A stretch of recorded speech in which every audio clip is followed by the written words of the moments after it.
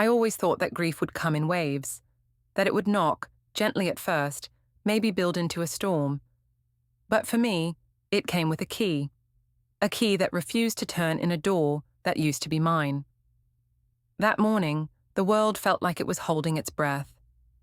January cold, with the kind of grey that makes you forget what warmth feels like. I had just left the hospital, clothes crumpled, eyes dry but raw, hands still holding the overnight bag I packed when everything fell apart. My husband, Nathan, was gone. Cardiac arrest, the doctors said, quick, unfair, final. I didn't know what to do, so I did what people do after death. I went home, or at least I tried. I stepped onto our porch, the one he built with his own hands, and slipped my key into the lock. It jammed. I tried again. Nothing. My hands trembled. Maybe I was doing it wrong. Maybe grief had stolen my coordination. But no, the door, our door, had been changed, and so had the curtains. The ones I stitched myself last spring, swapped out for heavy, unfamiliar velvet that reeked of someone else's taste. That's when the dread began to settle. Not panic, not even fear. Just a slow, cold clarity. I had lost more than a husband. I had lost my place in the story. I pressed my face closer to the glass. Boxes, floral teacups. A different kind of life was being unpacked, right where mine had been left in pieces. And then I saw her, my mother-in-law, composed, smiling, drinking tea from the wedding china Nathan and I saved up for. She wasn't mourning, she was nesting. I knocked, no answer. Knocked again, harder this time, as if I could bang my way back into my life. And when the door finally creaked open, her words sliced through me with surgical precision. "You don't live here anymore." She said it like it was fact, like love could be erased, like grief had a lease that expired the moment the heartbeat stopped. And in that moment, I realized something I hadn't expected. They were already ready to move on, but I wasn't ready to disappear. I didn't scream, didn't plead, didn't beg her to let me in. Instead, I turned, walked down the porch steps, my fingers still clenched around the useless key, digging little half-moons into my palm. They thought they'd won. That grief would swallow me whole. But they forgot something. I hadn't buried my spine with my husband. That night, I didn't go far. Just a cheap motel off the highway with buzzing lights and the smell of mildew soaked into the carpet. I sat on the edge of a bed that sagged in the middle and stared at the bag I'd packed in panic. No clothes, no plan, just hospital papers and the voicemail Nathan left me the night before he died. I didn't listen. Not yet. Instead, I remembered. 2 years ago, Nathan nearly lost everything. His startup collapsed, his credit tanked, and for a moment, it felt like the house would be next. I remembered sitting beside him on the porch as he ran his hands through his hair, broken in a way I'd never seen before. The next morning, without telling anyone, not even him, I refinanced the house in my name. He never asked why the mortgage letters stopped showing up. He didn't notice I was covering the payments with side gigs and leftovers from a savings account I hadn't touched since I left my job in interior design. He just healed, and I let him. I'd never told anyone, not even my parents, because love, to me, looked like quiet reinforcement. Until that day, when silence nearly cost me everything. The next afternoon, I returned to the house, but not through the front. I knew the side entrance, knew that the laundry room door never latched right, knew how to slide it open without making a sound. The scent inside the house was wrong, sickly sweet, all lavender and false comfort. Everything had been rearranged, the pillows, the pictures, the memories. But there was one room I was sure they hadn't touched. Nathan's office. It was his domain. A cluttered mix of wires, notes, and cologne, the one place Diana always refused to enter. Called it a digital junkyard. And I was right, it was untouched, frozen in time.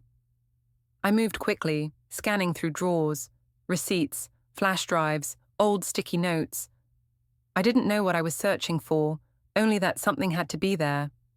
Something to prove this life was mine too. And then, tucked between two manuals, I found it. A thin black folder. 3 words written in Nathan's unmistakable scrawl.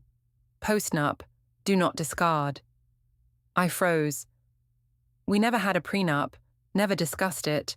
We married in our 30s, both broke and convinced love didn't need paperwork. But this was different.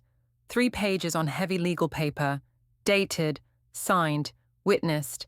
It transferred everything, the house, the assets, the joint accounts, to me in the event of his death.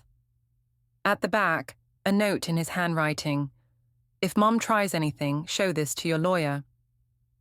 You know how she is. Keep this safe, Rach. My breath hitched. The R in Rach curled the way he always wrote it. I read it twice, then 3 more times. Not because I didn't believe it, but because for the first time in days I felt anchored, like Nathan had reached back from wherever he was to steady me. They had changed the locks, but I held the key they didn't even know existed. The next morning, I called Angela. We hadn't spoken in years, not since college, but she picked up like no time had passed. I didn't need to explain much. The tone of my voice must have told her everything. By noon, we had a meeting booked. By evening, I had a strategy. I wasn't grieving anymore. Not the way they expected me to. I was building. Wednesday came cloaked in clouds, as if the weather was mourning too. I was halfway through reheating soup in the motel kitchenette when I heard the knock. 3 sharp raps, not tentative, not unsure. The kind of knock people use when they think they're still in charge. I opened the curtain. Diana stood outside, flanked by a man in a suit, clipboard in hand, wedding band gleaming like a badge of authority. I didn't let them in. Instead, I stepped outside, folder under my arm, coat zipped to the chin. She smiled, of course. That brittle, immaculate smile she always wore to funerals and fundraisers. We're here to discuss next steps, she said, like we were neighbors squabbling over a fence line. Regarding the house. Her attorney, Mr. Langley, nodded. It's standard. With no will, Ethan's estate is subject to next of kin division. As his mother and sister— I'm his wife, I interrupted, the only legal spouse. He cleared his throat, already flustered. Technically, yes, but without a testamentary directive. I held up the folder. This is a notarized post-nuptial agreement, I said, voice steady. Signed, witnessed, filed 3 years ago. It states clearly that all shared assets, including the house, are to be transferred to me in the event of his death. The silence was immediate. Langley's hand reached out instinctively. May I review? No, I said, pulling it back. My attorney will send your office a copy. Diana's smile twitched. You're bluffing, she hissed, just loud enough for me to hear. Then call it, I replied, stepping back. If you're so confident, take me to court, but I promise you, this isn't a hand you want to play. She stared at me, jaw clenched. You were never part of this family. You stole him from us. I tilted my head. No, I said. You lost him when you started treating love like a possession. I turned and walked away, keys still useless in my coat pocket, but heart burning with something I hadn't felt in days, power. That night I barely slept. My thoughts were a firestorm, legal forms, voicemail echoes, the sound of Nathan's voice telling me, you always keep us grounded. But the next morning brought something unexpected. A letter slid under my motel door. Probate court, formal petition, filed by Mrs. Diana Monroe. She was challenging the postnup, claiming undue influence, mental distress. Said I manipulated her son into signing away his estate while he was emotionally compromised. I dropped the letter like it burned, because it did. She wasn't just coming for the house anymore. She was trying to erase me. I called Angela again. She's accusing me of exploiting him, I whispered, numb. She's trying to rewrite the story, Angela replied. This isn't about the house. It never was. It's about control. By Friday, I knew I couldn't wait. I started digging. Through every drawer, every bill, every unopened envelope Nathan had left behind. And then I found it, tucked beneath 3 months' worth of utility statements, a sealed letter from St. Michael's Neurology Clinic. My hands shook as I opened it. Mr. Monroe, your results show no signs of cognitive decline. Your neurological assessment is within the normal range. That was it, the proof, the firewall. She wanted to paint him as confused, vulnerable. But Nathan had been clear-headed, and now I had a document to prove it. Monday came like a blade, sharp and cold, slicing through the last illusion that this could be resolved quietly. The courthouse on Montgomery Street was as lifeless as I expected. Marble floors, steel benches, and the sterile echo of people whispering through pain. I met Angela at the steps, her eyes steady, folder in hand, her voice low and certain. We're not here to plead, she said, brushing a strand of hair from her face. We're here to protect what's already yours. Inside, Diana sat in the front row dressed in black lace, posture like marble, a handkerchief delicately poised in her lap like a stage prop. Jocelyn was beside her, head bowed, face blank. Mr. Langley was already speaking when we arrived. He sounded polished, concerned. Spoke of Ethan's decline with the tone of someone telling bedtime stories to judges, crafted phrases about emotional instability and mental fragility. He avoided the word coercion, but it lingered in every syllable like mildew. Diana dabbed at dry eyes. People whispered. Sympathy hovered in the air like fog. And then Angela stood. No theatrics, no tremble, just a voice made of steel wrapped in velvet. She laid out the post-nuptial agreement, legal, witnessed, signed. She presented the house deed, in my name. She showed payment history, every mortgage line item attached to my account, and then the letter from St. Michael's Neurology. This document, she said, was issued 3 months before Mr. Monroe's passing. It confirms full cognitive function and no signs of decline. The judge didn't blink. Do you have medical evidence disputing this? She asked Langley, tone flat. Langley hesitated. No, Your Honor. Then I see no grounds to contest, the judge continued, pen already moving across the page. The post-nuptial agreement stands. The deed is valid. This property legally belongs to Mrs. Monroe. Case dismissed. The gavel struck like thunder. I didn't smile, didn't cry. I just exhaled, slow and full, as if I'd been holding my breath since the moment Nathan's heart stopped. Outside, the sun finally pierced through clouds. A soft wind stirred the oak trees, lining the courthouse steps. But the moment wasn't over.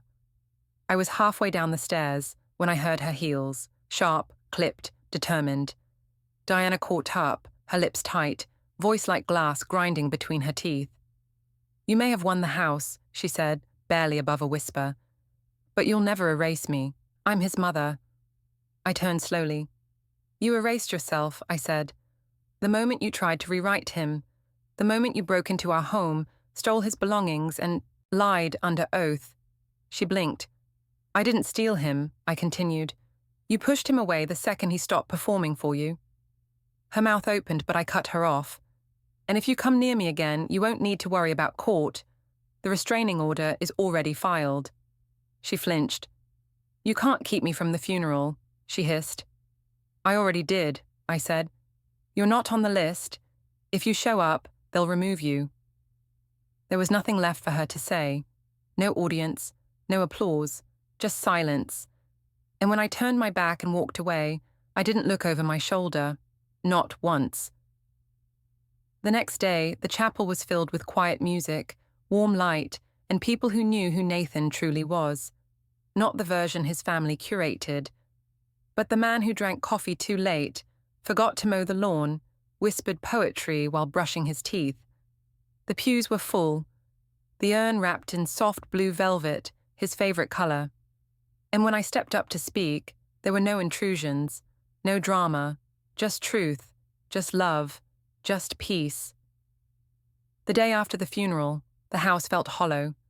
Not the kind of hollow that aches, but the kind that waits, still watching, as if daring me to let down my guard again. I stood at the kitchen sink in Nathan's old sweatshirt, hands wrapped around a chipped mug of cold coffee. The garden outside lay bare, just soil and silence. I hadn't moved in hours. Not because I couldn't, but because I didn't want to disturb the quiet. Then I saw it. A familiar car parked across the street. Diana, engine off, window cracked. A slow ribbon of cigarette smoke drifted out like a flag of something. Rage, surrender, I couldn't tell. She didn't approach, didn't knock, just watched. And for the first time, I didn't flinch. I walked outside barefoot, mug in hand, hair undone. I stood on my porch and met her eyes. She flicked her cigarette, started the engine, and drove away. No threats, no words, just retreat. But it wasn't over. Not yet. That evening, as I sorted through Nathan's old gardening journal, its pages filled with childlike sketches and names of herbs he wanted to plant, I found something tucked into the back, a seed packet, taped beside a short note. For Rach, one day when you're ready. I wasn't ready, but I planted them anyway. I dug with bare hands, the dirt cold beneath my fingers. I watered them gently, sat beside them as the sky turned the color of morning, and something inside me, something that had been tightly coiled since the day Nathan collapsed, finally loosened. The next morning, there was another envelope. No return address, no stamp, just a single sheet of paper with 6 printed words. This house will always be mine. I laughed, not with bitterness, not from fear, but from the absurdity of it all. She had lost everything, and still clung to control like it was oxygen. But that was her final move. A powerless gesture from a woman who no longer had a key, a case, or a place. I took the letter outside and buried it in the soil beneath Nathan's marigolds. Let it rot. Let it become something softer. That night I made tea with cinnamon, his favorite, because grief, Nathan always said, needed something sweet. I sat at the window, let the steam warm my face, and for the first time in weeks, I slept without checking the locks twice. Because now, I wasn't just holding on to memories, I was making decisions. No more silence, no more shrinking. This house was mine. And so was the voice I had spent a decade learning to use. Spring arrived early that year. The kind of spring that crept in gently, not with fireworks, but with sunlight that lingered a little longer each day. Out back, in the soil Nathan once dreamed over, the marigolds pushed through, small and bright and stubborn. Every morning I sat beside them, coffee in one hand, grief in the other. But grief had changed. It no longer screamed. It whispered. I didn't hear from Diana again. No letters, no calls, not even the ghost of her car idling on the street. Whether it was the court order or the truth finally sinking in, I didn't know. Didn't care. She had become what all shadows eventually become when the light gets stronger. Background noise. A thing that used to be. Inside the house, the walls changed with me. I repainted the guest room a soft sage green. Took down the photos she'd put up. Hung new ones, me and Nathan at the lake, our dog Max. A sunset we once chased but never caught. Not to erase her, but to reclaim him. Sometimes I talked to him out loud. About the herbs finally growing in the kitchen window. About the widow who cried in my office as I redesigned her home to feel like hers again. About how I wasn't afraid of silence anymore. And in the quiet that followed, I always felt something, not him exactly, but the echo of the love we built brick by brick, fight by fight, vow by quiet vow. One morning, I found a small bench and placed it beneath the maple tree out back, the one Nathan once said would be perfect for wind chimes. I sit there sometimes, not to grieve, not to ache, but to remember. And when people ask me how I survived, I tell them the truth. You don't have to burn everything down to begin again. Sometimes, you just need to plant something that refuses to die.